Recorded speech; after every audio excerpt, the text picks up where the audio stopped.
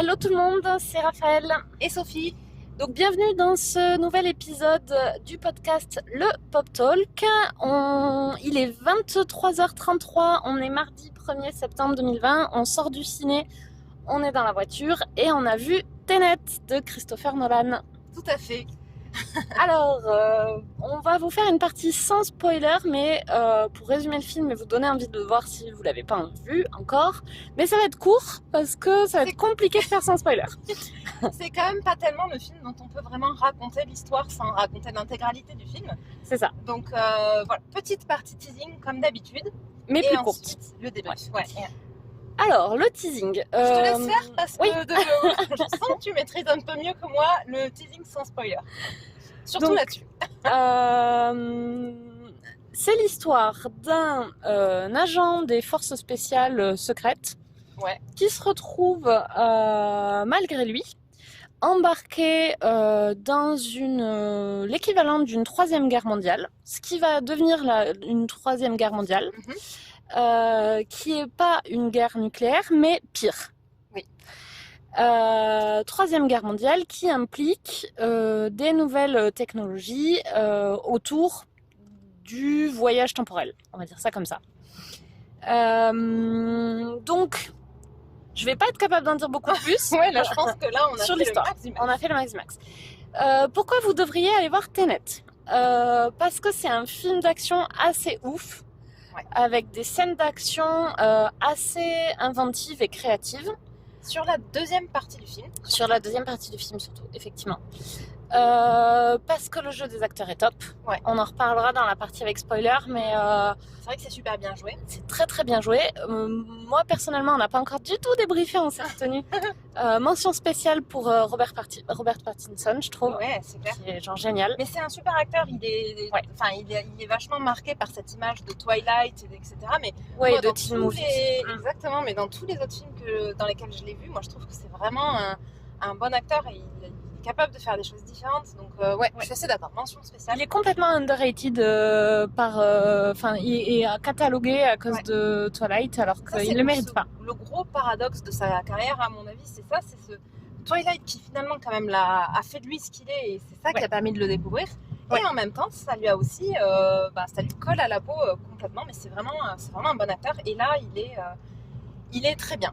C'est pas le lead du film, mais c'est un second rôle. C'est un second rôle, mais un second rôle important. Super second rôle. Vraiment très bien. Ouais. Moi, j'aime beaucoup Elisabeth Debicki aussi.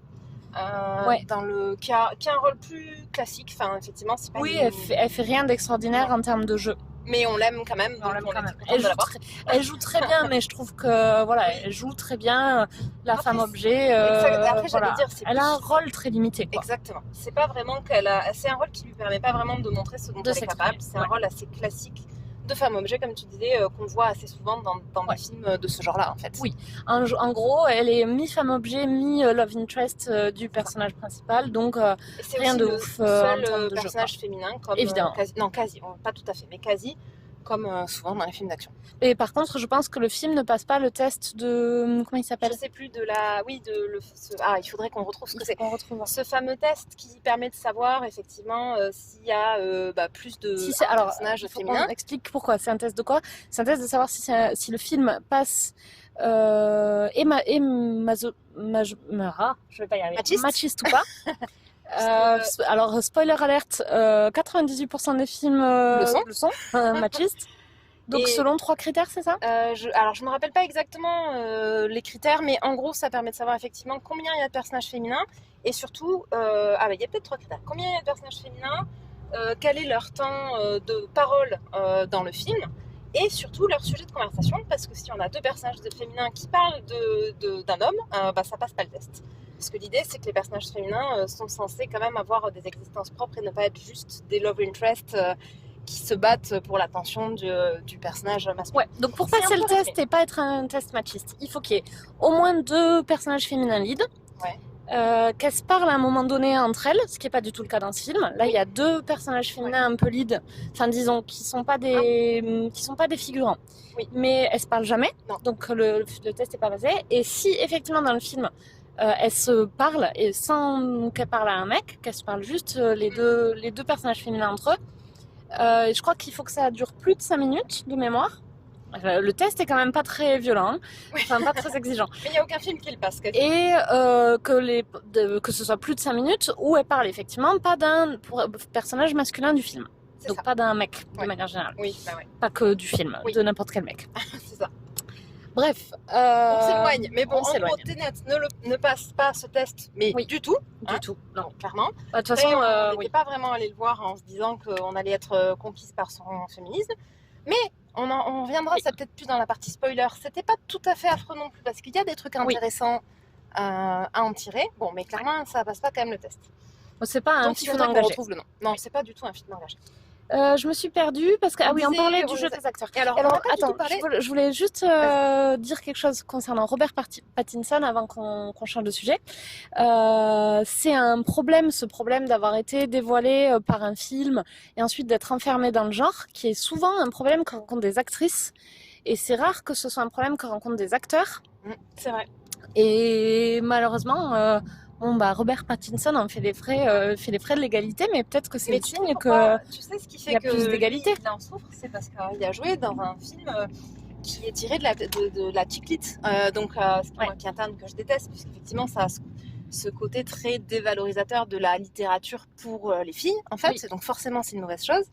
Et Robert Pattinson, c'est un homme qui a osé tourner dans un film à public féminin. Et ça, c'est très, très grave. Oui. Et donc, en général, effectivement, les femmes subissent ce truc-là. Et n'arrivent jamais à sortir de ce rôle. Genre, et lui, en fait, il souffre du même phénomène, à mon sens. À moindre échelle, parce qu'il est en train d'en sortir, là. Ça fait quand même quelques années, il fait des trucs... Il fait des choses quand même.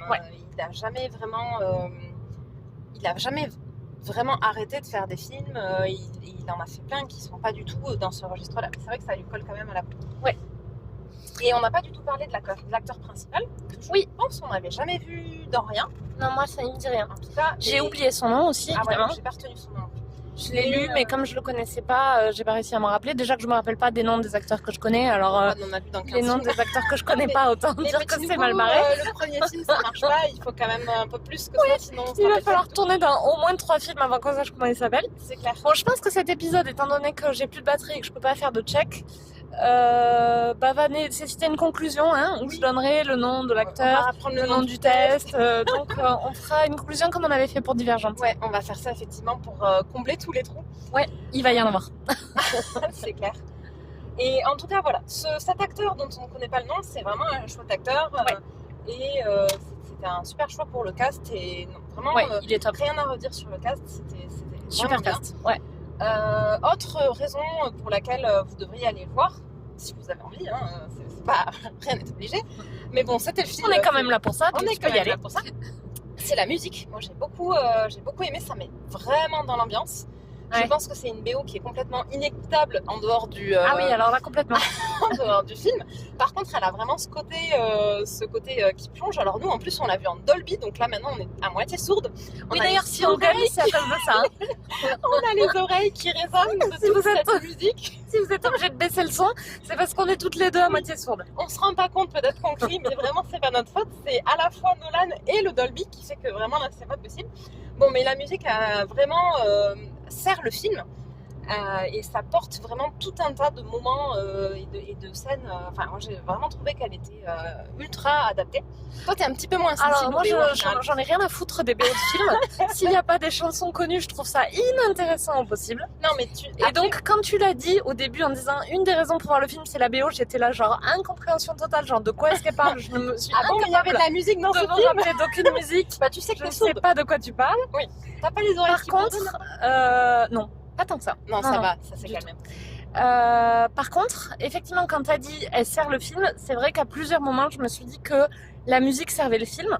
Par contre, effectivement, pour moi, ça n'a aucun intérêt parce que c'est pas une musique que t'écouterais toute seule. Donc moi, je trouve que c'est inintéressant au possible. Ouais, mais et il m'aurait jamais traversé l'esprit d'en parler. Je suis là, genre, ok, oui, non, bon, c'est un bon accessoire, quoi. Oui, mais c'est super important. Tu fais le même film sans musique, tu vas trouver le temps long, à mon avis. Non, mais je suis d'accord. Mais là, enfin, tu vois, la musique, elle a rien d'extraordinaire. Elle est bien faite. Elle sert bien le film. Très bien le film. Mais c'est tout ce qu'on Mais lui demande. Il y a plein de films qui ont des BO complètement inintéressantes. oui, après moi j'aime une BO quand je peux la réécouter et donc quand Oui. c'est des chansons. Non, mais je suis d'accord. Ça, c'est. Enfin, ou. Sinon je trouve que ça n'a pas d'intérêt, Bah s'il oui. n'y a pas des chansons. Ouais. Mais bon, c'est mon goût personnel. Et puis en l'occurrence, dans un film comme celui-là, Ça aller foutre des chansons, ça Ça aurait été improbable. Ça aurait été tellement drôle. D'ailleurs, ça nous permet de faire une petite aparté. Si vous avez écouté l'épisode précédent sur Umbrella Academy, non, c'était l'épisode d'avant. Bref, C'était on s'en fout. Lucifer, le dernier. Si vous avez écouté l'épisode sur Umbrella Academy, Ah oui. on a complètement oublié de parler de la BO. BO qui, pour le coup, moi je trouve est géniale parce que c'est des chansons, enfin ce sont des chansons qui servent vachement l'action et la série. C'est vrai. Et pour le coup, ce sont des chansons, des reprises, de la vraie musique, pas de la musique de film, qui est quand même de la fausse musique. Mais c'est pas du tout de la fausse musique, les BO. C'est pas de la musique que tu peux écouter. Instrumentale. Pas tout. Bon, celle-là, non, moi je trouve qu'elle est pas écoutable en dehors du film. Il y a plein de BO instrumentales qui sont vachement écoutables et Moi, je trouve et pas. qui sont super. Mais bon, c'est des goûts personnels. On a stressé Les dans cette goûts, conversation. Moi, je trouve que ça ressemble vachement à des morceaux de classiques, en fait. Les En moins BO bien. de films, ça dépend. Non, c'est les compositeurs de films. Aujourd'hui, c'est les compositeurs de classiques de l'époque. Moi, si j'ai le choix, je choisis jamais une BO de film plutôt qu'un compositeur Après, classique. moi, j'écoute Genre rarement jamais. des BO en entier parce que, un peu de la même manière que quand tu écoutes un opéra ou un ballet ou un truc, tu as rarement l'intégralité de l'œuvre qui est vraiment marquante. Enfin, ou alors, il faut vraiment s'y connaître pour y trouver un intérêt. Par contre, tu as toujours eu un ou deux morceaux ou plus qui sont vraiment Mais je super suis et que d'accord. t'écoutes. Et dans les BO, Non. t'as vachement. Alors moi, je suis d'accord, je fais ça avec le classique et jamais j'ai envie d'écouter une musique de BO. Mais là, c'est une question de goût et je pense qu'il n'y a pas d'argument derrière. C'est chacun Ce qui est aime sûr, ou n'aime c'est pas. que la BO de Tenet, moi, je trouve vraiment sert le film, mais à mon avis, elle est complètement inécoutable en dehors du film. Voilà. Et je pense que là, ça me viendrait pas à l'idée d'essayer d'aller la chercher sur Deezer pour voir pas des morceaux, alors que ça m'arrive quand même de temps en temps de le faire. C'était quoi ce film, tu te rappelles? Je me rappelle plus comment il s'appelle, avec Ryan Gosling sur la mission Apollo. First Man? Oui. Ouais, bon, celui-là, tu vois, typiquement, on fait plein de détours, mais je trouve que la BO est super et ça m'arrive de temps en temps d'écouter certains morceaux. Alors, je n'en ai aucun souvenir. Je ne savais même pas qu'il y avait une BO dans le film. Si, J'aurais pu le deviner parce qu'il y en a toujours. Alors, je ne me rappelle même pas d'en avoir parlé tellement c'est pas intéressant. Bref, Mais à mon sens. on ferme mon le sens. détour Voilà. de First Man. Bon, mais on aura d'autres conversations sur est-ce que les BO de film c'est un truc ou pas. Sophie dira toujours oui et moi je dirai toujours non. Toujours avoir la même conversation en boucle sur absolument toutes les BO qui sont pas des BO avec des chansons. Exactement. Mais bon. Donc on tombe d'accord sur Umbrella Academy et sur rien d'autre. Donc ça c'est les raisons pour le voir. Ouais. Après, alors je vais rajouter une autre raison pour le voir. Vas-y. C'est genre, si vous avez peur d'y aller parce que vous allez rien comprendre, et c'est pas vrai, il y a rien à comprendre en fait. Et alors à mon avis, les gens qui ne comprennent pas, parce que moi absolument tous les gens à qui j'ai parlé de Tenet et toutes les critiques que j'ai vues sur le film, parce que j'avais un peu regardé avant des critiques, y compris de gens dont c'est le métier, des gens qui ont des chaînes YouTube, tu vois, disaient on comprend rien. Et en fait, les gars, arrêtez d'essayer de comprendre les concepts physiques qu'il y a derrière. Vous n'êtes pas physicien, on s'en fout. Si vous acceptez que vous n'êtes pas là pour comprendre quel est le concept physique derrière cette histoire de voyage dans le temps et que vous prenez pour acquis tout ce qu'on vous dit, il n'y a rien à comprendre, en fait, c'est pas compliqué. Faut pas chercher à mettre en question. Mais j'avoue que moi, je suis sortie. Enfin, j'ai passé tout le film à attendre ce moment où on allait pas comprendre. Et j'étais presque. On avait vachement entendu. Je trouve que j'avais lu un truc. Je trouve que ça résume bien. J'avais lu un truc qui disait Tenet, c'est spectaculaire, mais incompréhensible. Mais c'est pas vrai en plus. Et on a eu d'autres. Je trouve que c'est pas du tout vrai. On a eu d'autres échos. Et un peu avant le film, on était là. Bon, ok, là c'est le moment. Genre, il faut pas décrocher, il faut se concentrer. Alors, je vais même vous faire une petite confidence. Au moment où le film a commencé, Sophie m'a dit accroche-toi à ton slip. Faut pas lâcher la concentration. On va rien comprendre. Bon, et en fait, c'est pas vraiment la peine d'être accroché à vos slips. Il faut juste vraiment prendre, pour acquis tout ce qu'on te raconte. Ça fonctionne comme ça, voilà. Après, il faut écouter ce qu'ils disent aussi, parce que c'est vrai que pour le coup, si on n'écoute pas les explications, genre les images, enfin le film en lui-même, visuellement ne suffit pas. Alors du coup, je vais faire une parenthèse pour Manon. Manon, si tu nous écoutes, et j'espère bien que tu nous écoutes, oui, Manon tu as écouté tous mes épisodes jusque-là, il n'y a pas de raison que tu n'écoutes pas celui-là. Effectivement, alors en anglais, sans sous-titres, c'est clair. ils parlent à 2000 à l'heure. Ils ont tous des accents. Ouais. Il y a du bruit de fond. En plus, des termes un peu scientifiques. scientifiques. Christopher Nolan et le Dolby Cinema ont décidé de te péter la gueule à coups d'ondes sonores. Oui. C'est sûr que je pense que moi en anglais je serais ressortie de là en disant je ne sais pas de quoi ça parle. Ouais, non, je suis assez d'accord. Est-ce qu'il y avait tous les dialogues en anglais ou pas? Je n'ai pas compris. Oui, c'est clair. Moi je pense que. Et pourtant on se débrouille bien en anglais toutes les deux, mais je pense que vraiment, moi si je l'avais vu sans sous-titres, je n'aurais rien compris. Oui, moi il y a pas mal de choses que je regarde avec des sous-titres en anglais et même des choses que je regarde sans sous-titres où j'ai pas de problème. Ouais. Là c'est inenvisageable. Bon. Même des sous-titres en anglais, j'aurais rien compris, je pense. Oui, mais par contre, du moment que vous le regardez dans votre langue maternelle, vous êtes vraiment très très à l'aise en anglais, mais genre faut être à l'aise en mode. Non mais Manon, elle est bilingue, elle a rien compris. Donc vous êtes nés, vous êtes des natifs anglais qui nous écoutaient. Parce que j'allais dire, il faut être à l'aise en mode genre langage scientifique. Oui, c'est peut-être ce qui manquait à Manon. Bon bref, effectivement, mis à part ça, quand même. Moi, je comprends pas ce que les gens comprennent pas. J'ai passé tout le film à me dire, ok, c'est là le moment où on va commencer à rien comprendre. Et en fait, c'était terminé, j'étais là, oh putain, je suis déçue, on a tout compris.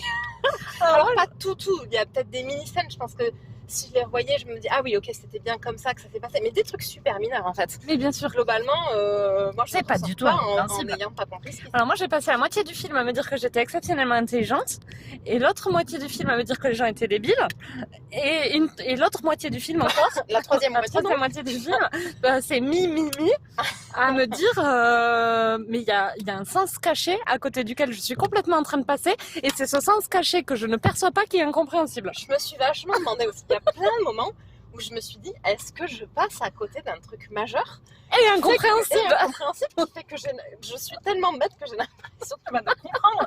Alors que pas du tout. Tu ne j'arrive même pas à percevoir que je comprends pas. Non, en fait, vraiment, faut juste écouter ce qu'ils disent. Il faut vraiment, par contre, effectivement, prendre tout ce qu'on te dit pour argent comptant. Exactement. Pas chercher à remettre en question est-ce que ça a un sens scientifique, est-ce que ça marche, est-ce que ça marche pas, tous ces trucs-là. Par contre, voilà, si on fait ça. Bon, on a été interrompu, donc on sait plus ce qu'on était en train de dire, mais vraisemblablement, on était en train de tourner en boucle sur le fait qu'on était super intelligente et qu'on voyait pas pourquoi les gens comprenaient pas et qu'enfin les gars, vous avez qu'à écouter quoi. C'est ça. Donc on s'est dit que c'était peut-être un bon moment pour passer à la partie débrief. Ouais. Mais avant ça, on voulait vous dire, parce qu'on vous l'a jamais dit sur le podcast, on a un super compte Instagram. Ouais.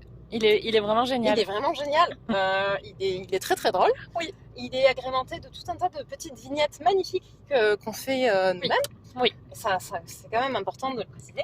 Et alors, moi je précise qu'elles sont de couleur majoritairement fluo. Et oui. Ça, c'est quand même cool. Et oui, parce qu'on est pop culture ici. Oui, c'est important. Et le fluo, c'est le fluo et le néon, c'est bien. Exactement. Donc ça, le nom du compte, c'est si vous cherchez le Pop Talk, vous allez nous trouver. Ouais, c'est le _pop_talk. Exactement. Avec une image de compte jaune fluo. Ouais, jaune fluo avec des écritures roses. Vous allez reconnaître le logo. Ouais. Et donc on va laisser, évidemment quand on diffuse les épisodes, on fait un petit post pour en parler. Donc si vous avez vu Tenet ou que vous l'avez pas encore vu mais que vous voudriez le voir, laissez-nous un commentaire pour nous dire ce que vous en pensez. Est-ce que vous avez trouvé que c'était incompréhensible ou pas? Est-ce que vous êtes d'accord avec ce qu'on dit? Et puis éventuellement, si vous n'avez pas compris, posez-nous des questions. On va vous expliquer, les gars. On a bac plus 8 en Tenet. On a tout compris. Donc posez-nous vos questions. Avec vos questions, on va se rendre compte qu'en fait, on n'avait rien compris et qu'effectivement, on est complètement passé à côté du film. Peut-être. Alors, vous savez quoi? Challenge. Essayez de nous challenger pour voir si vous arrivez à nous coincer avec vos questions. Moi, je parie qu'on arrivera à répondre. Ok. C'est important d'avoir confiance en soi. Ah bah franchement... Ouais, je suis pas trop inquiète. Je suis pas trop inquiète. Mais bon, d'ailleurs, ça avait fait la même chose avec Inception, c'est un peu ce qu'on disait à la sortie. Mais je pensais que Tenet, ce serait pire, parce qu'Inception, c'est beaucoup ce qu'on avait entendu, genre c'est incompréhensible, et moi j'en étais un peu sortie en disant... Qu'est-ce que tu comprends pas? Il faut pas décrocher, mais c'est dans... Enfin, ok, mais il faut suivre, mais bon, sans plus, quoi. Moi, il y a le concept d'Inception, il est super basique, tu vois. Oui, ça, c'est clair. Je Et peux te puis le après, décrire en 3 c'est minutes, pas quoi. grave si on comprend pas. Moi, je pense qu'il y a Bon, alors, qu'il y a attends. des James Bond Oui. que j'ai moins compris. Enfin, dont je saurais absolument pas expliquer Ah bah de quoi alors, ça parle. déjà, tous les James Bond, les derniers là, avec, comment il s'appelle? Ah, le pire, c'était Avec Quantum of Solace. Moi, j'ai rien compris à ce film. J'avais pas conscience que c'était censé être la suite de Casino Royale, mais les gars, il faut le dire. Non, mais même, J'avais rien compris.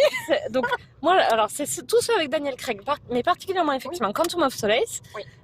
C'est la suite de Casino Royale. Quand je l'ai vu, j'ai même pas compris que c'était la suite de Casino Royale. Oui.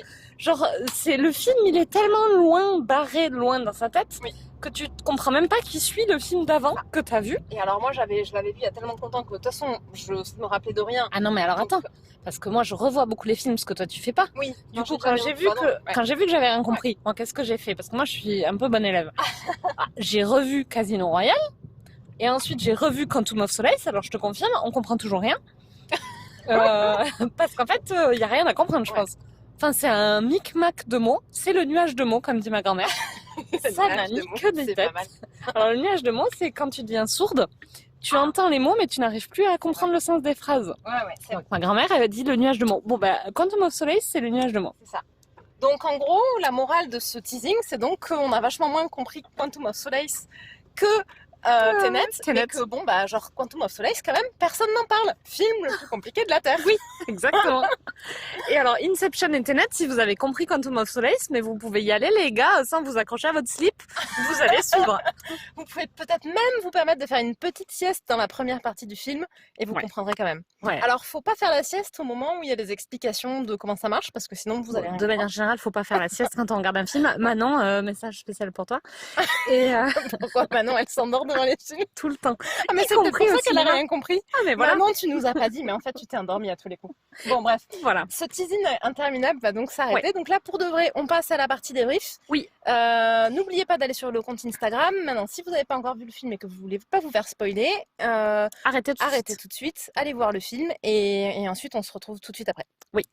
Donc, partie 100% spoiler. 100% spoiler. On peut peut-être commencer par faire un débrief du film maintenant en mode spoiler. Donc, moi, ce que j'ai compris du film, tu me dis... pour voir... Alors, comme ça, vous allez voir si on a compris. Si on n'a pas du tout compris la même chose. Ouais. Alors, moi, ce que j'ai compris, c'est que les humains du futur arrivent à la conclusion que ce sont nous, les humains de maintenant, mais donc de leur passé à eux. Ouais. Qui avons détruit la planète dans laquelle ils vivent, d'un point de vue écologique, et ça, on l'apprend à la toute fin, et j'ai trouvé ça cool, parce que j'ai passé le film à me dire pourquoi ils font ça. Oui, moi Est-ce que ce sont des oranginas rouges, ces humains du futur? Pourquoi sont-ils si méchants? Parce que... Exactement.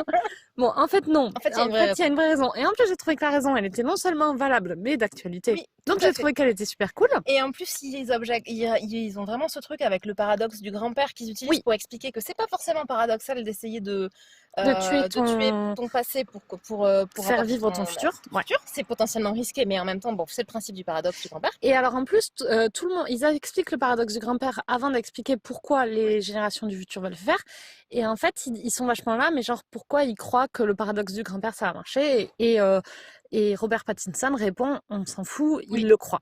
Oui. Et en fait, du moment qu'on comprend que c'est parce qu'ils font face à l'extinction à cause des causes environnementales, bah, en fait, c'est genre, de toute façon, on va disparaître. Oui. On peut disparaître des conséquences de l'environnement par les gens de notre passé, ou on peut disparaître en essayant de dégommer le passé pour qu'il n'y ait plus de problème d'environnement.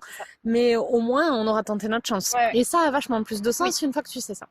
Donc, ces humains du futur qui sont en train de se dire que le seul moyen d'éviter la catastrophe environnementale, c'est de détruire les humains du passé, inventent une technologie qui leur permet d'inverser, alors il y a un mot technique que j'ai oublié, l'entropie. L'entropie, c'est ça? Putain. Ah, c'est beau, mais quelle mémoire. Alors, ne me demandez pas ce que c'est l'entropie. Mais encore une fois, si c'est pour ça que vous comprenez pas, parce que vous savez pas ce que c'est l'entropie, les gars, vous êtes pas physiciens, vous en avez rien à foutre de savoir ce que c'est l'entropie. C'est pas la question. Donc, ils inversent l'entropie des objets. Là, tu le prends pour dit, tu te poses pas de question de savoir ce que ça veut dire. Ça, exactement. Ce qui fait que l'objet, au lieu d'avancer dans le sens normal, se met à avancer à l'envers. Oui. À reculer donc. Ouais. Avancer à l'envers. Non, mais en même temps, mais je trouve que c'est vrai, c'est vraiment avancer à l'envers parce que dans toutes les scènes où tu les vois justement reculer, en fait, ils reculent pas, ils avancent. Oui. Donc Et ils avancent c'est- à l'envers. et C'est une c'est très bonne formulation. que du point de vue de ceux qui avancent à l'endroit Oui. qu'ils les voient avancer à l'envers. Et d'ailleurs, c'est vrai dans les deux sens parce que quand tu les vois dans la dernière scène, elle est ouf. où t'as la scène de bataille où tu as les deux équipes. quand ils font comment ils appellent ça déjà, L'étau temporel. l'étau temporel. J'ai trouvé que c'était génial comme concept. Oui. Quand ils font l'étau temporel, tu vois bien que c'est les deux se voient avancer à l'envers. Exactement.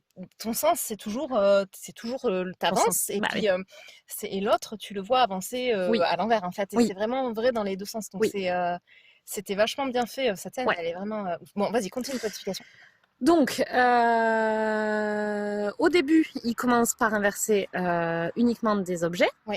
Et puis, petit à petit, ils arrivent à inverser des gens grâce à une machine temporelle qui fait que par exemple, si moi, en tant que personne, je rentrais maintenant dans cette machine, je remonte pas dans mon passé, mais je me mets à avancer à l'envers. C'est ça. Ce qui fait qu'en fait, au moment où en partant du même point de départ, donc au moment où je sors de la machine, je suis au même moment qu'au moment où j'y suis rentrée.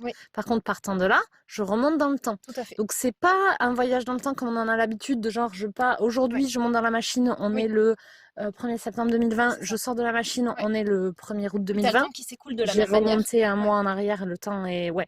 Là, je vais remonter pendant un mois jusqu'au 1er août 2020. Donc déjà, ça, c'est complètement inédit. Je pense pas avoir déjà vu... Après, c'est pas moi la spécialiste, mais T'en as pas vu beaucoup un truc c'est vrai que c'est assez de inédit. temps moi, j'en ai vu remontes à beaucoup l'envers. des trucs avec du voyage temporel et sous tout un tas de formes différentes.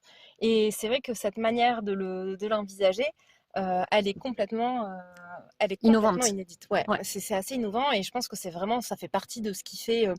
D'ailleurs, en fait, c'est, enfin, à mon sens, le seul intérêt. Ouais. C'est quand même un film d'espionnage ultra classique avec une histoire ultra classique.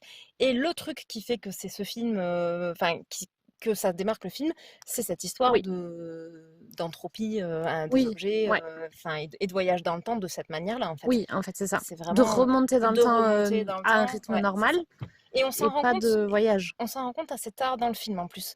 C'est-à-dire, on sait assez vite que les objets avancent à l'envers. Par contre, il y a quand même toute la première moitié du film qui est un peu... D'ailleurs, moi, j'ai trouvé que c'était un peu lent, mais bon, qui pose tout un tas de choses, et c'est vraiment qu'à peu près à la moitié du film qu'ils se mettent à utiliser ce truc pour revenir. Je t'ai encore coupé, je te laisse finir. Non, il n'y a pas de souci. Et donc, cet espion va se retrouver à devoir combattre un vendeur d'armes, comment on appelle ça? Oui, un trafiquant d'armes russe qui s'est associé avec les gens du futur pour détruire le passé. Et lui combat ce trafiquant d'armes et les gens du futur pour préserver ce qui est pour lui est le présent et ce qui est le passé vis-à-vis des gens du futur. Et donc c'est tout ce film d'espionnage. Alors la première partie c'est vraiment un film d'espionnage et pas du tout un film d'action, puisqu'en fait c'est ce héros qui découvre tous ces concepts qu'on vient d'expliquer. Comment il les découvre, comment il fait pour mener son enquête et comprendre ce qui se passe. Avec vraiment les mêmes ressorts des films d'espionnage. En plus, tu as vraiment ce côté, ils vont de lieu en lieu, parce que chaque indice les amène au truc d'après, avec tout un tas de rebondissements qu'en général, moi, dans les films d'espionnage, pour le coup, je comprends vachement moins que... Oui, c'est clair.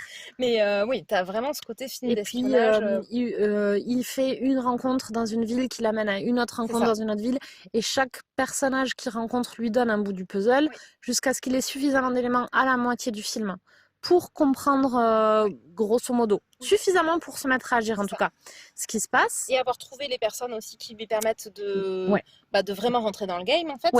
Et de commencer la guerre. Exactement. Et donc cette première partie, elle a un côté très film d'espionnage, et la deuxième partie, c'est vraiment un gros film d'action. Gros blockbuster avec explosion dans tous les sens. Et ces trucs où tu as des scènes dans les deux sens, et notamment cette espèce de scène du bâtiment là, tu sais qu'ils explosent, où genre j'ai besoin d'une diversion, mais t'inquiète pas, tu vas la voir, et effectivement tu vois la même scène dans les deux sens. Ouais. C'était Et donc il y a vraiment... un sens où ils explosent le bas et le haut s'effondre. Et ensuite il y a l'autre sens où ils explosent le haut et le bas se remet. Enfin bon. Ouais, c'est ça. En fait, il lance Là, le lance-roquette qui atterrit, que tu vois rentrer par le haut de l'immeuble, je pense, c'est ouais, qu'en fait, qui qui fait atterrit en exploser bas. en Ouais, bas et c'est tu le vois dans les deux sens. Enfin, c'est assez. assez bien Mais fait. toute cette scène-là, en fait, c'est cette même scène de fin Ouais. où c'est vraiment le gros champ de bataille Ouais. avec l'étau temporel. Elle est ouf. Elle est assez ouf. Ouais. Et alors la deuxième scène qui est vraiment ouf, qu'on voit 2 fois en fait, Oui. c'est la scène où ils rentrent dans le Pentagone, Ouais. là où il y a les œuvres d'art à Oslo, Oui. pour aller comprendre, c'est là pour comprendre ce qui se passe. Et donc on la voit à l'endroit du point de vue du héros au début et à l'envers du point de vue du héros, mais dans le futur à la fin. Bon, mais ça. Et c'était génial. Est-ce que c'est... Oui, c'était génial, je suis d'accord. Mais est-ce que c'était pas obvious? C'était complètement obvious. Parce que la petite scène de Robert Pattinson qui genre se bat et il a l'air d'être... Il enlève le masque, et il voit ensuite qui c'est, il s'arrête. Ouais. Sans que tu vois toi qui l'a vu ni rien. Ouais. Là, tu t'es dit c'était méga obvious. C'était lui ou c'était... Enfin, c'était Moi, j'ai cru qu'il s'était vu lui-même parce que c'était avant qu'on sache qu'il fallait pas se voir soi-même. Oui. C'est ça. En fait, ils sont pas censés se toucher. Je pense qu'ils auraient même pu se voir, en fait. Mais non, parce qu'il se touche bien, lui-même, puisqu'il se bat. Mais par contre, celui du passé voit jamais celui du futur. Oui, mais il se touche pas directement parce qu'il se bat avec son lui aussi. Je pense qu'il faut pas qu'il se touche en peau à peau. Je crois que c'est ça qu'il lui dit. Peut-être. Donc ça aurait pu être soit il se voit lui-même, soit il voit son pote. Mais c'était évident qu'il voyait l'un des deux, par contre. Oui. Mais le fait de le savoir n'a rien enlevé au côté complètement oufissime de la scène quand tu la vois se dérouler par contre. Et alors autant la première fois, c'est une bonne scène d'action, tu te dis ok, c'est une bonne scène d'action. En plus, c'est vraiment le début, tu comprends pas encore trop ces histoires de trucs à l'envers. On a commencé à t'expliquer, mais c'est pas encore très clair. Donc tu vois pas trop comment ça pourrait... Tu sens bien qu'il y a un truc, mais tu vois pas forcément comment ça pourrait marcher. Par contre, la deuxième fois, t'as tout compris. Et du coup, elle est géniale. Elle est géniale. Elle est vraiment... Elle est vraiment top, quoi. Ouais, c'est vrai, ça fait vraiment partie des scènes qui sont géniales. C'est les deux scènes qui sont géniales. C'est les deux grosses scènes du film. Et alors moi, je me suis dit un truc au début du film que je voulais absolument dire dans le podcast et je me suis dit il faut que je le dise et je ne sais plus ce que c'est. Ah mince. Et du coup je me disais il faut que je prenne des notes quand on va au cinéma maintenant. Il y a eu tout un moment aussi où j'ai décroché, où je me suis dit mais comment on va faire pour résumer le film sans spoiler, et j'ai eu tout un moment d'absence et après je me suis dit il faut que j'écoute. Je n'ai rien écouté, je suis pas accrochée à mon site. Mais c'était vraiment au début du film, alors je me suis dit je crois que j'ai rien loupé.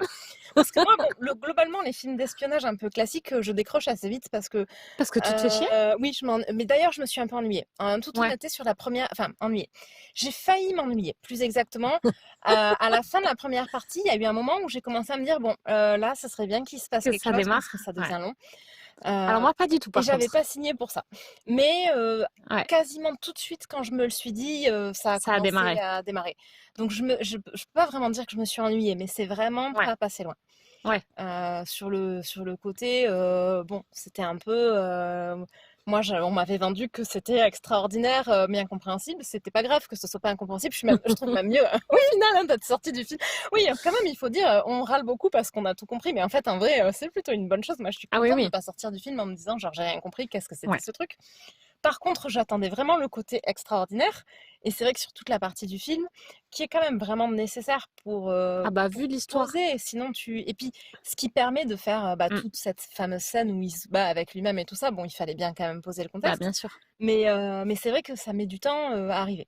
Après, entendons-nous bien, on va vexer personne, même si a priori on va quand même y arriver à force de dire des horreurs à chaque épisode.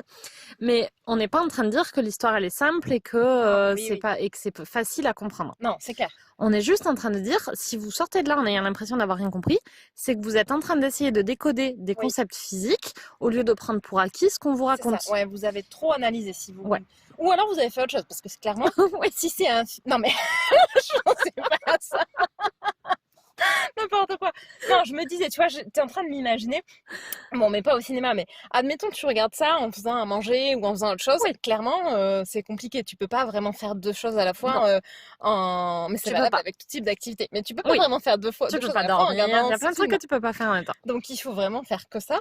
et pas remettre en question. Mais effectivement, on n'est pas en train de dire que le film est ultra simple. Non. Bon, mais en même temps, moi, j'ai avoué ne pas comprendre les James Bond, donc ça va, je me sens pas... Oui, ouais, c'est clair. Mais je pense que quand tout le monde se lève, personne n'a compris, honnêtement. Dites-nous Alors, en si commentaire vous avez compris, moi, je veux quand bien tout le- l'explication. Mais moi aussi. C'était quoi le propos du film? Alors moi j'ai vaguement compris qu'il la venge, mais à part ça, le pourquoi du comment, il parle de tout un tas de gens dont j'avais absolument pas souvenir que j'étais censée les connaître. Enfin, c'était vraiment Mais compliqué, je quoi. suis pas sûre qu'on était censé les Ah connaître. bah, peut-être, je sais pas. J'ai jamais eu le courage de le revoir. Mais alors moi je l'ai revu et je te le déconseille. Oui, bah oui. Parce que c'était vraiment une épreuve. En plus, j'aime bien Casino Royale. Celui-là, je l'ai revu pour le coup. Je crois il était bien. il est quand Il même. était pas simple non plus. Il est pas simple, mais après, moi, j'accepte vachement quand je regarde un James Bond. De rien comprendre. De rien comprendre. Non, mais c'est vrai, enfin, d'une manière générale, les films d'espionnage, moi j'ai un côté de truc, t'étais à Shanghai et puis ensuite le mec t'as dit 15 noms différents dans la même phrase. Oui. Et ensuite tu te retrouves en À Russie, Venise, on sait pas pourquoi, ou à Venise. Et tu vois un des 15 mecs dont t'en parlais et puis tu parles des 15 autres, mais enfin bon, moi je comprends rien, tu vois. Mais j'accepte vachement parce qu'après, tu peux tout à fait voir ce genre de film sans comprendre les tenants et te laisser porter. C'est c'est clair. Grave. À la fin, tu sais que voilà, James va gagner. Et, et il aura niqué la meuf. Toutes les meufs. Toutes les meufs, pardon. Oui, moi j'ai pas d'ambition. Bah oui, pas viser petit comme ça. Ouais. Mais bon, voilà, à part ça. Mais dans les Daniel Craig, il nique plus qu'une meuf par film, non? Bah, c'est un romantique, Daniel. Oui, c'est vrai. C'était moi, parce que moi... Il tombe amoureux quasiment à chaque fois. Non, pas à chaque fois, mais beaucoup. Mais si, et en plus, elles reviennent d'un film sur l'autre, donc c'est vraiment qu'il est amoureux. C'est vrai. Comment s'appelle cette actrice qu'on déteste? On la déteste. Ah, j'ai oublié son nom. La dernière, la blonde. La dernière, celle qui est dans le... Bah, après, Léa Seydoux. Merci. Elle n'est pas très expressive. C'est le moins qu'on puisse dire. Oui. Bon, moi, je la hais. Cordialement, depuis qu'elle m'a caché La Belle et la Bête. Elle et Vincent Cassel, je les déteste tous les deux. C'est vrai qu'il aurait pu être génial ce film, et en fait le film était... Alors on va faire juste une parenthèse, vraiment je dirais pas longtemps, mais une petite parenthèse.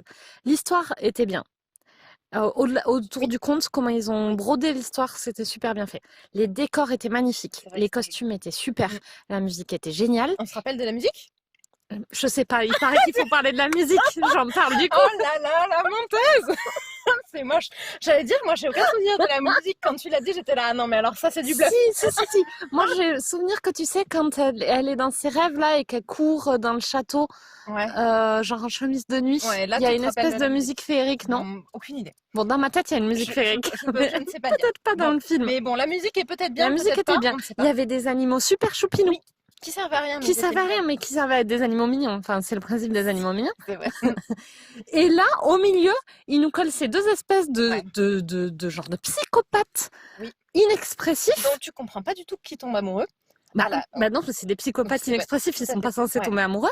Qui sont, ils sont censés s'embrasser d'amour. T'as l'impression qu'ils se violent mutuellement. Tu sais pas lequel est en train de violer l'autre. Tu te rappelles pas, c'était la scène, un peu le flashback de Vincent Cassel avec sa femme, sa première femme. Oui. Moi, j'ai eu vraiment peur. Je me suis dit, voilà, c'est le moment du film. Oh, il la viole sauvagement. Horrible. Oui. Et en fait, bon, il se trouve qu'elle est d'accord, donc ça va, ça dégénère pas, mais c'est complètement de manière. Enfin. Ouais. Tu sais pas comment tu peux être d'accord avec ça. D'ailleurs, aucune femme normalement n'est d'accord avec ça, à mon sens. Ouais.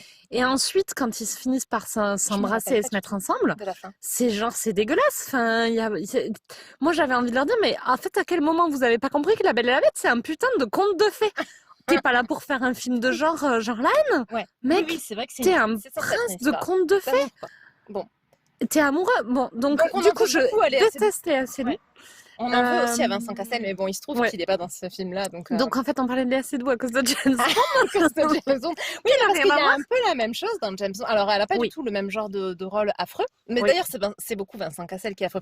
Elle est surtout inexpressive, mais elle a un peu ce même genre de rôle où tu les vois. Moi, je trouve qu'il y a toujours ce côté. Tu les vois jamais tomber amoureux. Et James Bond et elle, tu te dis, bon... Lui, il a l'air un peu amoureux d'elle. Oui. Mais elle, jamais. Bon, parce que lui, il est plus expressif que Vincent Cassel, ce qui n'est pas très compliqué. C'est quand même pas un exploit. Mais il est quand même expressif parce que vraiment, pour le coup, dans Casino Royale, son histoire avec Eva Green, vraiment, t'y crois. Enfin, je suis d'accord. Il y a vraiment ce côté. Et eux, ils sont mignons. T'as vraiment envie de leur dire, oui, t'as envie qu'ils finissent le film ensemble, tu vois. Oui, c'est ça. Et ils vont nous le faire finir avec cette affreuse Léa Seydoux, alors qu'il aurait pu finir avec Eva Green. Ça aurait été tellement mieux. Sachant que Daniel Craig est quand même un super James Bond. Oui. Bah ouais. Tout ça, c'est du gâchis. C'était le tout premier avec Eva Green, tu vois, il pouvait pas la faire. C'est un peu genre on fait un nouveau James Bond et il est maqué dès le premier. Et puis bon, ensuite il a une femme dans les 6 autres. Ça serait bien. Ça aurait été vachement progressif comme James Bond. Mais là, on vrai est pas que c'est quand même. un peu à contre-courant du rôle. C'est ça, c'est pas trop. Mais le là, ils concept ont de déjà base. collé avec Léa Seydoux pendant 2 épisodes. Finalement, c'est possible en fait. On sait pas. Le deuxième, c'est celui qui est pas sorti encore, c'est ça? Si, on en a vu 2. Elle est dans 2. T'es Elle est sûre? pas dans 2? Ah, je sais pas. Il faudra qu'on vérifie. Je pensais qu'on en Ça avait fera vu partie de la conclusion. Ouais, ok. Est-ce que tu as d'autres choses à dire sur on va revenir sur Tenet? Tenet. Ah si, oui. on a un truc à dire que c'est toi qui me l'as dit sur le titre. Ah, j'allais dire la même chose. C'est vas-y. bon, mais là, on est connectés. Ouais, alors Tenet, moi je ne connaissais pas le mot en anglais qui moi non veut plus. tout simplement dire principe. Mais genre, je pense pas principe au sens moral, mais plus ils le disent beaucoup, au sens principe physique. Oui, c'est ça. Genre, c'est un principe. C'est peut-être pour ça qu'on connaît pas. La gravité, c'est un principe. Voilà. Alors, ce qui a du sens, qui a vraiment du sens avec tout ce qu'ils disent en fait, parce qu'en plus ils prononcent le mot à peu près 1000 fois dans le film. Mais c'est vrai que moi, comme je connaissais pas et qu'ils l'ont laissé s'appeler Tenet, bon, en même temps, c'est sûr que s'ils l'avaient traduit, le nouveau Christopher Nolan qui s'appelle Principe, tout de suite, c'était là, bon, ça fait un peu moins rêver, tu vois. Ça fait un peu, mais du coup, c'est quoi? C'est un film d'action ou c'est un film sur un pensionnat tenu par des nonnes en 1930? Oui, aussi. Bon bref, du coup Tenet, c'est vrai que quand je me disais c'est un concept genre comme l'Inception, tu vois, il doit y avoir un truc derrière. J'ai attendu toute une partie du film et jusqu'à ce que je finisse par me dire mais quand même il prononce vachement le mot et en fait et dans les sous-titres à chaque fois qu'il y a écrit Tenet, il y a écrit Précepte, donc ça a l'air d'être ça quand même. Oui, j'ai été en déni pendant toute une partie du film. Et après, j'ai dit, attends, mais vas-y, on regarde ce que ça veut dire. Bon, effectivement, ça veut bien dire principe. On apprend plein de mots de vocabulaire dans ce podcast, vous avez vu. Oui, c'était quoi l'autre qu'on a appris? C'était dans un podcast de Divergente. Oui. Bon, mais voilà. Okay. C'est important de continuer à se cultiver, même quand on parle anglais, on connaît pas tous les mots d'une langue, c'est normal. Non. Bon, bientôt, vous pourrez faire des phrases entières avec tous nos mots. Tenet, c'est... Alors là, c'est pas évident. Dauntless. C'est pas évident à mettre dans la même phrase. C'est pas pour tout de suite l'anglais courant. Mais bon, en même temps, voilà, c'est l'anglais version un nouveau mot par podcast. Oui. Alors, tu voulais dire un truc sur le personnage féminin et pourquoi c'était pas complètement machiste?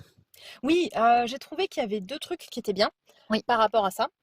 Bon, pas le personnage d'Elisabeth Debicki, puisqu'elle a vraiment un rôle qui est ultra classique de la femme de du trafiquant d'armes. Sauf que c'est quand même elle qui le tue et personne d'autre. C'est elle qui le tue, ça c'est vrai. Et ça, c'est quand même vachement bien. C'est effectivement, mais c'est le seul truc de son rôle qui sort un peu. Mais c'est vrai que c'est quand même bien que ce soit elle qui le tue. C'est pas juste. Et d'ailleurs, elle le tue. Contrairement à leurs instructions, parce que c'est pas le moment, donc c'est vraiment le truc qu'elle fait par elle-même et ça, c'est pas la demoiselle en détresse qui se fait sauver, il lui donne le coup de pouce, mais c'est quand même elle qui le tue. Ouais, tout à fait. Donc ça c'est cool. Bon, ok, donc il y avait 3 trucs qui étaient bien. Donc il y a ça, mais c'était pas. Je pensais que c'était ça que tu voulais dire. Pas ça. J'allais dire 2 trucs. Oui. Le deuxième rôle féminin du film, le deuxième et unique rôle féminin, c'est ce que j'ai trouvé plutôt cool. Priya. C'est Priya. Qui quand même, ou alors c'est un bout que j'ai pas compris, elle-même une trafiquante d'armes. Oui, tout à fait. Base, c'est bien pour ça qu'ils vont voir. Alors ils pensent que c'est son mari, mais parce qu'elle s'en sert de porte-nom. Exactement. Et ça c'est vraiment, c'est pareil, un rôle féminin de trafiquante d'armes. Je sais pas si moi j'en avais déjà vu peut-être, mais en tout cas pas souvent. Pas souvent. C'est pas le truc qu'on voit souvent. Ouais, ça c'est top. Alors il se trouve que c'est une trafiquante d'armes qui travaille plutôt dans l'intérêt général, donc bon, c'est quand même un personnage qui est pas genre juste 100% méchant. Mais c'est quand même une trafiquante d'armes qui assez puissante, se trouve confrontée, assez puissante, enfin même très puissante, qui se trouve confrontée au fait que si elle fait rien, le monde va cesser d'exister, ce qui est quand même un problème. Donc elle fait des trucs, mais de base c'est une trafiquante d'armes. Donc c'est quand même un personnage, et c'est important de le lire parce que avoir des rôles féminins dans les films, on veut pas que des super-héroïnes et des demoiselles en détresse. On veut aussi des méchantes, n'importe quel type de personnage. On veut la même gamme de personnages que ce que les hommes ont, en fait. Bah oui. Et c'est vraiment ça qu'on cherche dans un bon film. Donc ça, j'ai trouvé que c'était bien. Et le deuxième truc qui est bien, c'est que la scientifique du futur, celle qui invente cette fameuse technologie qui est vachement comparée à l'algorithme en fait. Qui fait l'algorithme, exactement. Et qui est comparée à l'inventeur de la bombe atomique. Oppenheimer. Oppenheimer, je crois. Oppenheimer, je l'avais bon du premier coup. Il me semble, ouais, je pense que Ouais. c'est ça. Et donc ça, bon, c'est un personnage qu'on voit pas du tout, mais dont il parle, et qui est déjà un personnage féminin. Donc c'est une scientifique Oui. qui a fait quand même une découverte scientifique majeure dans le futur. Oui. Qu'ils aient pris la peine d'en faire une femme, Ouais. alors qu'en ça change pourrait rien être à un mec, l'histoire, hein. hein, ça. Oui, oui. Mais bon, je trouve que c'est quand Surtout même... qu'il n'y a même pas besoin de recruter un acteur ou Oui, une c'est ça, actrice, donc c'est c'était complètement... vraiment assez Ouais, simple donc ça, d'en faire je n'importe pense quoi. que c'est complètement un vrai choix de Ouais. dire pourquoi est-ce que tous les scientifiques seraient des hommes. Ok, on va Oui. en faire une scientifique. Et en plus, c'est une scientifique qui a du courage, puisque, comme il l'explique, elle se suicide pour pas avoir à Oui. répliquer l'algorithme quand elle se rend compte de à quel point ça pourrait être Ce que dévastateur. n'a pas fait Oppenheimer. Ce qu'il ne fait pas, exactement. Ouais. Il le fera remarquer dans le film. Donc ok, donc il y a quand même... bon, on regrette toujours un peu dans ce type de film le manque de personnages féminins vraiment intéressants Ouais. et d'interaction entre les personnages féminins, mais c'est pas pour autant... Et- on a vu bien pire, quoi. Et d'ailleurs, dans les escouades de Oui. forces spéciales, Oui. là, il y a des femmes et il y a même des femmes Qui aux lead. commandes. Ouais, tout à fait. Ouais. Donc, je pense que Christopher Nolan a dû quand même faire un effort conscient de représentation Oui, oui. des femmes. Et bon, même s'il passe pas le test et qu'on est quand même dans un film qui surreprésente les hommes, c'est loin d'être le pire qu'on ait vu. Oui, surtout pour un il y a film du genre. Il y a un effort qui est fait et qui mérite d'être salué. Oui, et qui clairement, je pense, n'est pas un fruit du hasard, c'est vraiment un effort. Ouais, ça a l'air d'être travaillé. De toute façon, il n'y a pas de fruit du hasard dans ces trucs-là. En général, soit il y a des hommes, soit ils ont réfléchi et ils se sont dit que ce serait bien de mettre des femmes un peu. Enfin, oui. C'est rarement... Naturellement, ça vient pas trop. Une fois que tu as passé le fait de, bon, il me faut un personnage féminin pour faire le love interest, tous les autres personnages féminins sont le fruit de réflexion en général, quand même. C'est vrai. C'est triste de le dire comme ça, mais aujourd'hui, je pense que c'est encore le cas. C'est clair. Donc, ça, bon, voilà, c'est pas un point fort du film, mais il se distingue quand même pour un effort par rapport à plein d'autres. Par rapport à ça, ouais. Bah, y compris les James Bond d'ailleurs, parce que...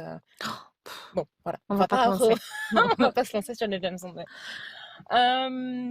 Qu'est-ce qu'on pourrait dire d'autre sur Tenet dont on n'aurait pas parlé? On a... Vas-y. Le plot... Enfin, c'est pas vraiment un plot twist, mais le truc, la révélation de la fin, qu'en fait, c'est son opération et qu'il n'est qu'au milieu. Oui. Bon. Et que c'est lui qui a tout mené depuis le début. C'est pas original. Cool. Mais ça ramène vraiment un truc. Oui. Il y a vraiment ce côté... c'est assez évident dans tous ces trucs de voyage dans le temps. Il y a toujours vachement ce côté, tu as l'impression que tu prends un personnage qui est lancé dans une aventure au hasard, et en fait tu te rends compte que... Ah voilà, parce que moi je me suis vachement demandé au début du film, dans le côté des trucs que je comprends pas, parce que je cherchais des choses à ne pas comprendre, je me disais il faut bien que je trouve quelque chose que je ne comprends pas, je me suis vachement demandé d'où sortait Robert Pattinson. Alors, mais moi aussi. J'étais là, qui est-ce qu'il appelle? Tu sais, parce qu'il passe un coup de fil en disant il faut que je rencontre le fameux mari de Priya. C'est même pas très clair ce qu'il fait, lui. On sait pas. Si je devais le revoir un jour, ce qui est pas évident, je pense que la seule truc sur lequel je ferais vachement attention, c'est genre le rôle principal, là. Genre, qu'est-ce qu'il fait? Mais je pense qu'il est de la CIA. Il est de la CIA au début, ensuite il est mort, entre guillemets, puisqu'il y a cette fameuse pilule de cyanure qui n'en est pas une. Et donc, en fait, il est plus de la CIA, il est genre dans cette guerre underground contre la Troisième Guerre mondiale. C'est pas la CIA qui le... Non, je pense pas. Tu crois que c'est toujours la CIA? C'est peut-être toujours la CIA. Mais c'est une section... À mon avis, si c'est la CIA, c'est une section secrète. Oui, peut-être. Qui n'est pas connue du reste de la CIA. Ouais. Puisque lui, il était à la CIA et il en avait jamais entendu parler quand même. Moi, je m'étais dit... Donc, il appelle quelqu'un, mais on ne sait pas qui lui envoie Robert Pattinson. Et ensuite, il se met à lui faire confiance directe alors qu'il ne sait pas d'où il sort. En plus, la première scène avec Robert Pattinson dans l'espèce de yacht club là où il se retrouve, Robert Pattinson est what the fuck? Oui, c'est vrai. Il n'arrête pas de dire que des trucs improbables. Tout le dialogue, j'étais là, mais mec, ne fais pas confiance à ce fou furieux. C'est sûr, c'est lui le méchant. C'est vrai qu'il lui dit des trucs improbables tout le temps. Et ensuite, toute la scène où ils attaquent l'immeuble, je me suis dit, mais quand est-ce qu'il lui fait un coup dans le dos? Ça va dégénérer. En fait, ça dégénère pas, effectivement. Et après, bon, tu finis par te dire, ok, Robert Pattinson est toujours gentil. Moi, je me suis pas vraiment dit qu'il était méchant, mais ça, moi, j'ai un problème sur ce côté. Genre, les acteurs que j'aime bien, j'ai des espèces de biais et je suis là, non, lui, je l'aime bien, il est gentil, tu vois. Et du coup, quand ils se trouvent être méchants, c'est genre pire. C'est vraiment des trahisons. C'est une trahison personnelle. C'est une trahison personnelle. C'est genre... Il est méchant avec toi. Exactement. C'est vraiment ce côté, c'est pas genre le personnage qui est méchant, c'est genre l'acteur qui a trahi ma confiance. Alors que moi, Robert Pattinson, toujours de base, tu l'aimais confiance, tu vois. C'est quand même. Donc, j'ai pas trop eu le côté. J'ai trouvé qu'il était improbable. Et je me suis dit que peut-être. Mais vraiment, j'espérais pas. Oui. Enfin, je me le suis pas trop dit parce que j'étais un peu là. T'étais dans le déni. Oui, j'étais dans le déni. Mais ça a marché parce qu'en fait, c'est vrai. Donc, c'était pas Mais du oui, tout. mais bon, c'était quand même improbable. Pourquoi qu'est-ce qu'il a? Il a fumé un joint avant d'aller à cette réunion? Je sais pas. Ou pris des champis plus vraisemblablement que Il est fumer un joint. censé être. Alors après, on peut penser que potentiellement, il est chelou avec lui parce qu'en fait, ils se connaissent. Ah, il faudrait revoir cette scène peut-être. Peut-être que c'est ça et que t'es censé. Je suis pas sûre qu'on voit. Là, vraiment, j'extrapole. Mais Tu vois. enfin, il sait que l'autre le connaît pas normalement. Ouais, mais tu vois, il y a un côté entre. Ça doit être bizarre. Tu te rends compte, enfin, genre, admettons, tu vois, si on se connaît Puis super alors, bien. je pense que s'il y avait une troisième guerre mondiale basée sur le voyage dans le temps, on serait pas choisi par personne Tu pour y crois participer. Ce serait pas tic et tac seul Non. le monde. C'était quoi? Tic tic tic tic et tac. Ranger du risque. Ok. Bref, on pourrait vous mettre le générique à la fin. Ouais. Mais bref. Est-ce que les gens savent pourquoi on parle de tic et tac Ranger du risque? À mon avis, je sais pas, tous les plus de 30 ans savent ce que c'est. Oui, mais Tic et pourquoi tac, nous? Ranger du risque. Je crois qu'on l'a dit dans un podcast. On mais l'a peut le déjà dit? redire. Bon, c'est nos mecs respectifs qui nous appellent tic et tac. Soit disant qu'on parle pareil. Ouais, je On sais n'est pas, pas moi, du tout vous d'accord. me direz, mais à mon avis, c'est pas du tout vrai. Pareil et frénétiquement. C'est ça, de manière très tic et tac, quoi. Oui. Et Bref.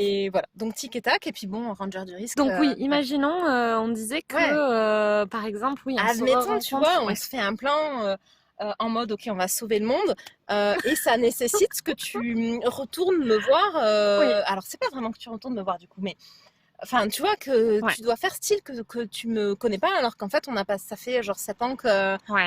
qu'on fait des mardis ciné et qu'on Ça serait probablement improbable. Tu serais probablement improbable. Oui. Il y a quand même des chances que ça se passe bizarrement, tu vois. Du coup, je pensais jamais pouvoir dire la phrase probablement improbable. C'est vrai que ça marche bien. Ouais. Ce qui est génial, c'est que potentiellement, tous les gens qui vont re-regarder tes nets vont re-regarder tes nets en se disant il faut absolument que je regarde la fin pour bien comprendre. Et nous, on va être là, non, moi je regarde le début pour savoir d'où sort Robert Pattinson et est-ce qu'à notre avis, il est improbable dans la première scène parce qu'en fait, ils se connaissent et que du coup, il est déphasé. On va être les seuls à faire ça, je crois. Oui, moi je pense que si effectivement il y a un truc que un deuxième visionnage pourrait apporter, c'est sur un éclairage du début, mais absolument pas un éclairage de la fin. Enfin, les gars, suivez, merde. En parlant de l'éclairage du début, alors là, moi, il y a un truc sur lequel je n'ai rien compris, c'est la première scène. Oui. Alors, c'est normal, dans tous les films, souvent, il se passe tout un tas de trucs et tu comprends rien. Mais j'ai trouvé qu'effectivement, alors c'était peut-être aussi par le fait de savoir qu'on était censé rien comprendre au film. On s'est conditionné à être débile. Conditionné à rien comprendre. Et j'ai passé toute la première scène de l'opéra à me dire... Non, mais c'est normal. Genre, je comprends rien. Mais a posteriori, tu la comprends. Je me rappelle pas, en fait. C'était il y a trop longtemps.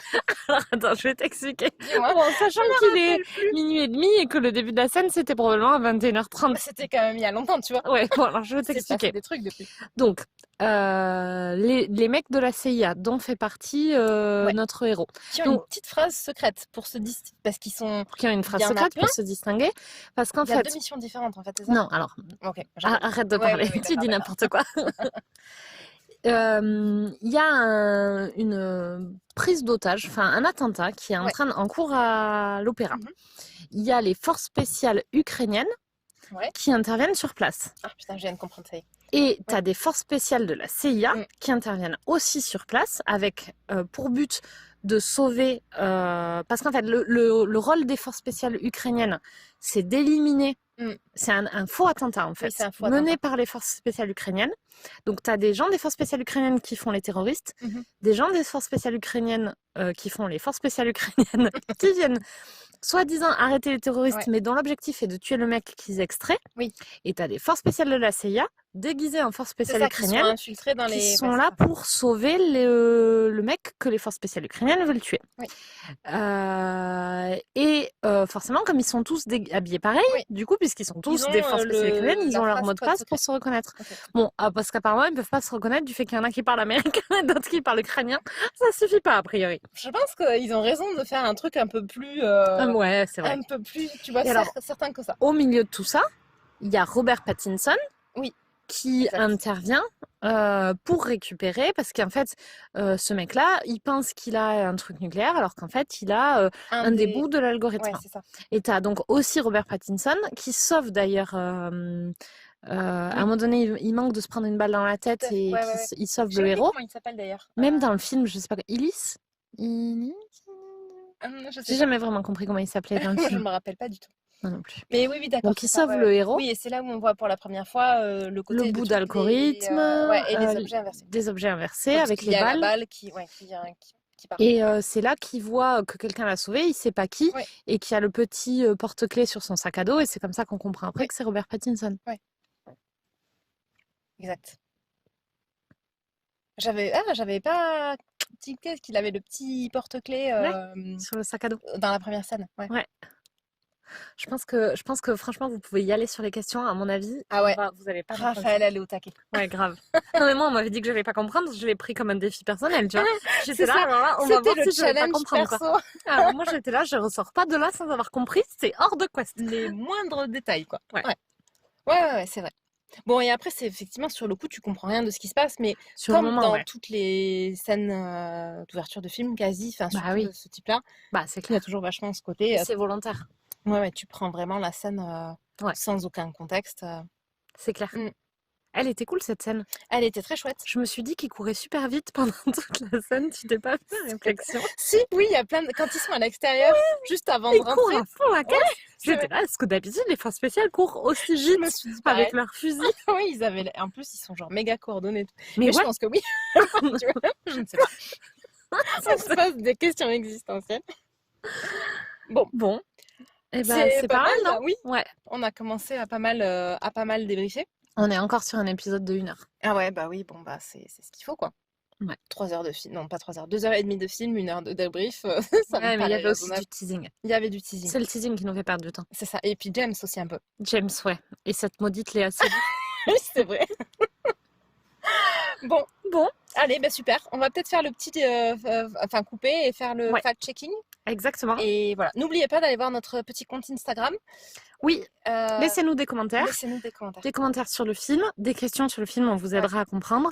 Et des commentaires sur le podcast. Oui, et ça nous fait toujours beaucoup rire d'avoir vos commentaires. Donc Ouais. voilà, on est toujours contente de les avoir. Et comme on est super sympa avec nos fans, on publiera vos commentaires en story. Oui, sur pour dire Instagram. à quel point on trouve ça drôle.